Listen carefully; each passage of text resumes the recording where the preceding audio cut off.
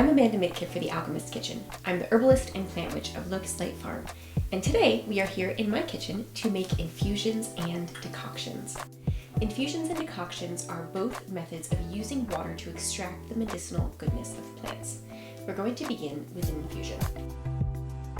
An infusion is basically a tea that you let steep for longer. So often when you make a tea, put the bag in, let it steep for a few minutes. If you're seeking to get really the therapeutic benefits from herbs, you want to let them steep for at least 10 minutes. And usually we let them steep for 30 minutes, sometimes even up to 8 hours. We make infusions with delicate plant material like leaves and flowers. When you're making an infusion, you have so many options. You can use refillable tea bags, little tea balls, different types of strainers, French presses, or teapots with strainers in them. Very many options. I like to use a simple mason jar with a stainless steel funnel with a strainer in it. And truly, this is the most handy thing to have in your kitchen if you are going to be making a lot of herbal concoctions yourself. Today we're going to make an infusion with nettle. Nettle is an extremely nutritive and mineral-rich herb, and water extraction is the best way to get that medicinal goodness from nettle. When you're making an infusion, the typical measurement is 2 ounces of dried herbs per 8 ounces of water. I don't really like to measure, so I use the measurement of about 1 to 2 fingers of herbs per jar.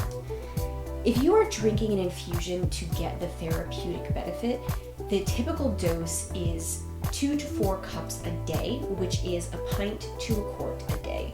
And that's why I like to make a whole pint or quart at once.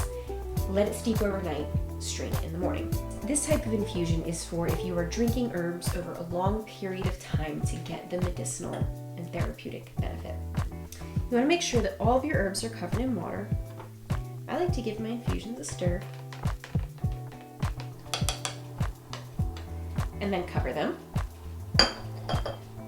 And then you let them steep. And if you are hanging out around your house, you can give them a stir in a half hour, in an hour or so, and then let them keep steeping for as long as you have. This is an infusion that has been steeping for about an hour, and this is nettle with other herbs.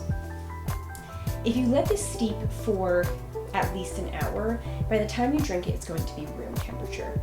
You can enjoy it that way, you can ice it, which is really nice, or if you want to heat it up, you can heat it up in a saucepan on the stove, but just don't bring it to boiling, because if you boil it, that will break down the goodness. The best way to heat it up would be to add in a little additional hot water to your infusion. Cheers. All right, let's make our decoction. We use decoctions for harder plant materials such as roots, berries, seeds, barks, and also for fungus. When we make a decoction, we are simmering the plant material in water for at least 10 minutes. I like to simmer decoctions for 30 minutes or even up to all day. And the simmering helps break down the harder cell walls of barks, roots, etc., or the cell walls of fungi, which are made of chitin. Today we're going to make our decoction with ashwagandha. Ashwagandha is a root from India, which has a well-deserved reputation for being a calming adaptogen. So I'm going to add half a teaspoon of ashwagandha powder to our water. I'm also going to add some spices to make it tasty.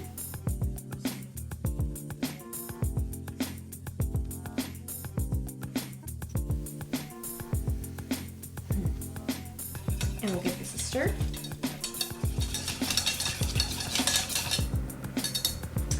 And then we're going to put this on the stove and let it simmer, and we're going to let it simmer covered.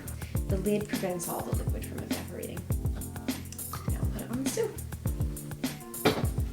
To me, decoctions are like a keep it on the back burner sort of method.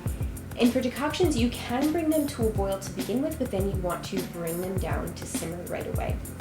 So I keep a reishi chai on the back burner all day during winter. So we're going to strain out some of that reishi chai for you to see. As with infusions, the therapeutic dose of a decoction is 2 to 4 cups a day, which is another reason why it's nice just to keep a saucepan on the stove all day, and it will stay warm and you can just continue to ladle the goodness from it. So now you've learned how to make infusions of delicate plant material and decoctions of hardier plant material.